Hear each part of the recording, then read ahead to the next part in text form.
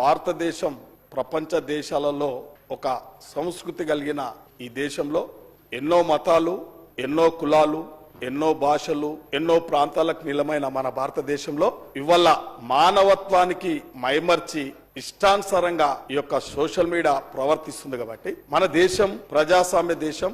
మనమందరము ఒక ప్రాథమిక హక్కులు కూడా రాజ్యాంగబద్ధంగా మనకు సంక్రమిస్తున్నప్పటికీ ఆర్టికల్ 19 ప్రకారం స్వేచ్ఛ ఉన్నప్పటికీ ఇవాళ ఈ సర్వ సమాజంలో ఎవరు చేతులు లేకుండా సమాజాన్ని కించపరుస్తా ఉన్నారు.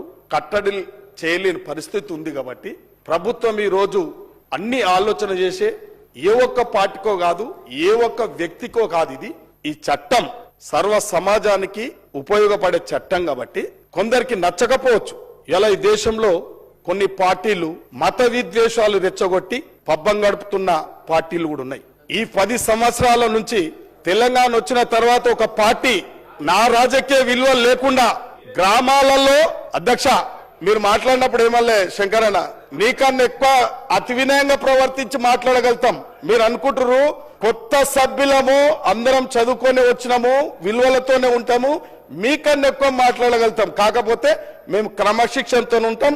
మా ఎల్ఏ మినిస్టర్ మమ్మల్ని నివారిస్తుంటాడు, మేము కట్టుబడి ఉంటుంటాం. అధ్యక్ష మన గ్రామాలలో రాజకీయంగా ఒక విలువలతోని ఉండేవి. అధ్యక్ష 10 సంవత్సరాల కంటే ముందు ఒక పార్టీ ఇష్టానుసారంగా రెచ్చగొట్టి ఇది మాట్లాడాలా, ఇది మాట్లాడొద్దా, ఆ భాష చెప్తేనే చెవులకు సీసం పోసినట్లయితుంది. అధ్యక్ష ఇలా అవకాశం వచ్చి 10 సంవత్సరాలు పరిపాలించి ఒక సోషల్ మీడియాని అడ్డంగా పెట్టుకొని ఇష్టానుసారంగా ఒక విలువలు కలిగిన వ్యక్తులను గౌరవించకుండా అవమానపరుస్తూ సర్వ సమాజం అంతా కించపరిచే విధంగా ప్రవర్తిస్తున్నది. కాబట్టి మరి అటువంటి కట్టడి చేయడానికి మరి చట్టం వేయడం కొందరికి ఇబ్బంది అవుతున్నప్పటికీ సోషల్ మీడియాలో డిపెండ్ అయ్యే బతుకుతా ఉన్నాయి ఆ పార్టీలు. కాబట్టి వారికి ఇష్టం ఉండదు అధ్యక్ష ఈ చట్టం తేవడము, వారికి ముళ్ళు గుచ్చుకున్నట్టు అవుతుంది. అధ్యక్ష తప్పకుండా సర్వ సమాజం చాలా సంతోషపడుతుంది. అధ్యక్ష ఈ తెలంగాణ రాష్ట్రంలో ఒక పార్టీ కూడా బుద్ధి చెప్పినట్టు అవుతుంది. అధ్యక్ష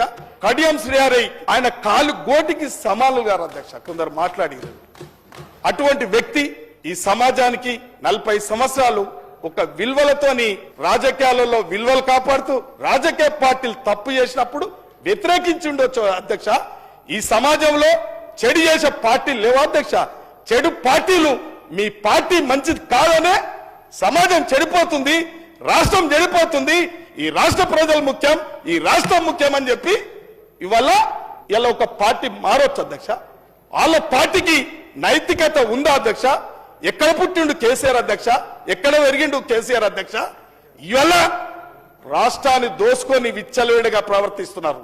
సమయం ఆసన్నమైతుంది. శిశుపాలన తప్పులైనాయి.